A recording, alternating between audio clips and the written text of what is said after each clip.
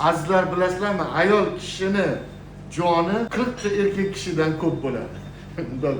Chiroyli qilib aytgan. Nima uchunligini aytaymi?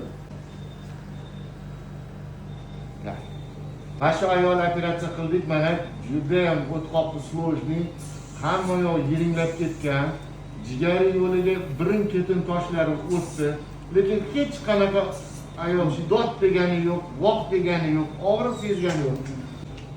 Bu ayol kishi chidab yotgan shu paytgacha, chunki bu og'riq bermasligi mumkin emas. Organizmga ta'sir qilmasligi mumkin emas-da, bemorda sahrli diabet bor. Lekin qandli diabet bo'lgan taqdirda ham shu darajaga kelish kerak emas edi ayol kishi. Lekin bu ayol kishi ayollik kuchini ishlatgan holatda operatsiyadan qo'rqgan va bolalarga nagruzka bermaydiganmi, chidab yotgan. Baribir operatsiyaga ugovorить qildik, chunki bizda dannilarimiz, UZI ko'rsatkichlarimiz yaxshi emas edi. Operatsiyaga oldik, 100% to'g'ri qilgan ekanmiz. Chunki bu o'tqoqli dalshani progressировать qiladigan bo'lsa, kasallik juda ham og'ir ahvolga, o'limgacha yoki qayta-qayta повторный сложный operatsiyalarga olib borishi mumkin edi. Azizlar, o'tqoqda tosh bo'ladigan bo'lsa, tezroq iloji boricha operatsiya qilinglar. Asoratlarni kutmanglar. Hammani gapiga ham ishonavermang.